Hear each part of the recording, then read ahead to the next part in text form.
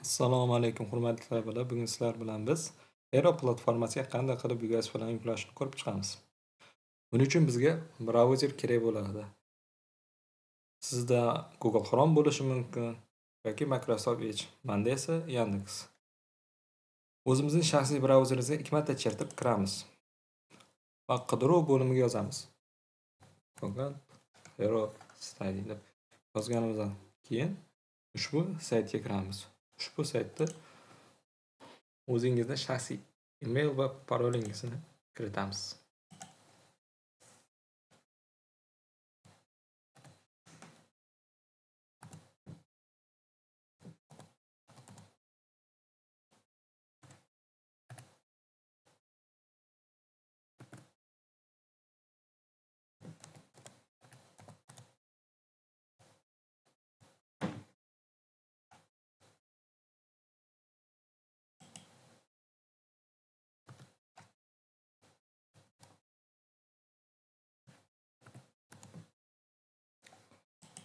Kirish tugmasini bosamiz.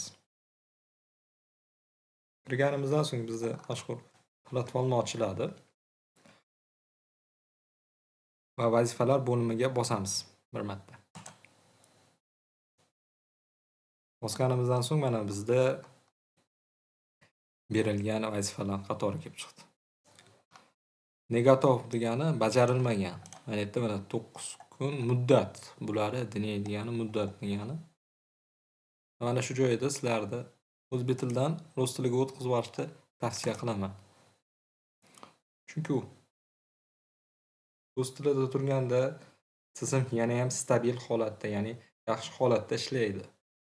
O'zbek tilida biroz muammolar bo'lishi mumkin. Sizlar bilamiz. Vazifalar qanday yuklashni, materiallarni qanday yuklab olishni bilish uchun mana bu yerda podrobniy tugmasiga bosamiz. Bosganimizdan so'ng bizda mana sahifa ochiladi. Mana yerda mana uchebniy materiali degan joy bor. Bu yerdan darsga oid bo'lgan materiallarni yuklab olsak bo'ladi. Mana yuklandi, ko'rishimiz mumkin. Mustaqil topshirig'imiz biz. Hop, endi bizda yuklab olish uchun Выполнить tugmasiga bosamiz. O'zimiz vazifalarimizni yuklashimiz uchun. Bosganimizdan so'ng bizda kommentariya, ya'ni izoh bo'limi ochiladi. Bu yoqqa izoh yozishimiz shart.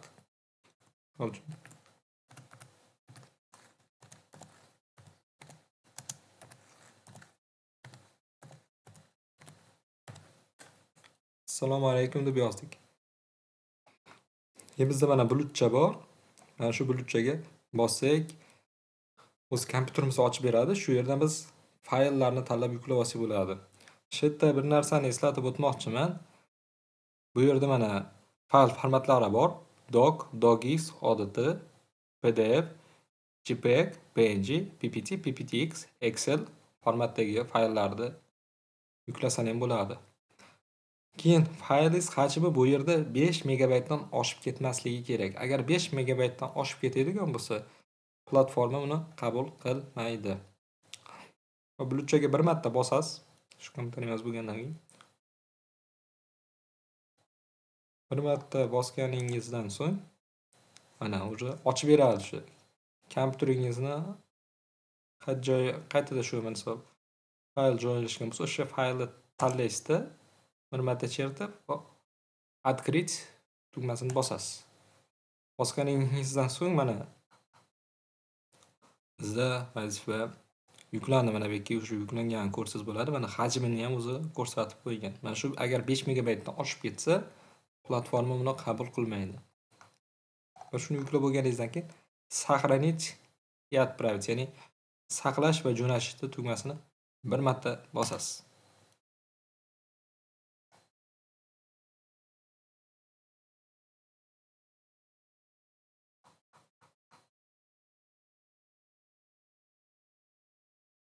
Mana bizda ko'rib turganingizdek uspешно deb chiqdi, zangorcha bo'lib chiqdi. Ya'ni bu yuklandi degani. Na проверке degani ya'ni tekshiruv jarayonida buni ustoz tekshirib bo'lgandan so'ng sizga javobi chiqadi.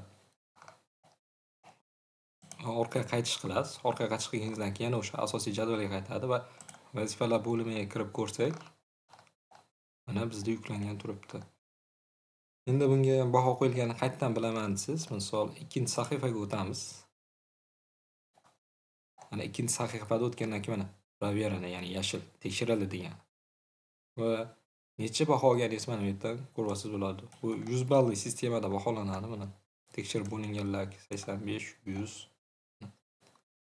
Yana bir marta keling ko'rib o'tamiz. Mana bizda boshlang'ich ta'limda zamonaviy pedagogika fanni. Bir marta bosib kiramiz, materialni yuklab olamiz va qarayapmiz.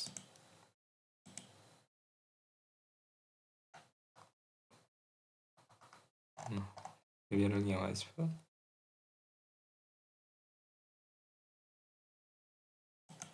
Chiqdik mana bu tugmasini bosib. Assalomu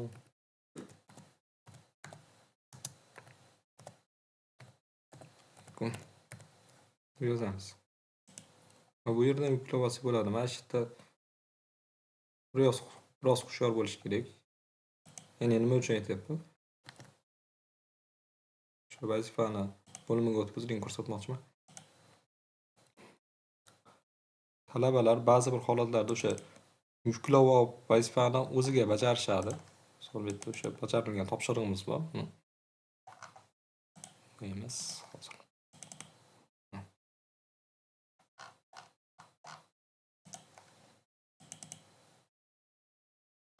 Mana shu vazifamiz mana vazifasi qilingan bu narsani. O'sha ya'ni shu yuklangan materialni ichiga vazifani qilishgan. O'sha yerda bundaqa faylni tipi bor, ya'ni turi bundaqa ikki xil bo'lib qoladi. Mana shunaqa holatda ochaveradi kompyuterning vazifani bo'lgandan so'ng, lekin platformaga yuklaganda yuklanmay ehtimoli katta, yuklanmaslik ehtimoli. Chunki bu yerda ikkita tip bo'lib qolgan. Ko'pgina holatlarda shu talabalarimiz faylni yuklab olishadi, materiallarga o'zlari vazifalarni qilishadi va mana holatda yuklashga harakat qiladi. Bu o'zi platformadan yuklagan paytingiz mana shunaqa holatda tushadi kompyuter. Mana shunaqa nosozlik bo'lmasligi uchun sichqonchangizni o'ng tugmasini bir marta bosasiz. Bir marta bosganingizdan keyin mana funksiya chiqadi. Perimet, ya'ni qayta nomlash deganini bosib turib, mana bu yerdagi ortiqcha ko'payib ketgan turkumni o'chirib qo'yasiz. O'chirib qo'yganingizdan keyin ehtiyot bo'lasiz. Mana shu joyda faqat bitta mana shu docx degan, ya'ni o'sha turkumni qolishi kerak va bosasiz. Bosganingizdan keyin mana bu qayta nomlandi. Endi buni yuklasa bo'ladi. Mana o'sha qayta nomlab nima qilganimiz. Buni hozir biz yuklab qo'yamiz. Открыть tugmasini bosamiz. Yuklaymiz. Mana bu vazifamiz ham yuklandi. Bugungi videomiz shundan iborat edi. E'tiboringiz uchun rahmat.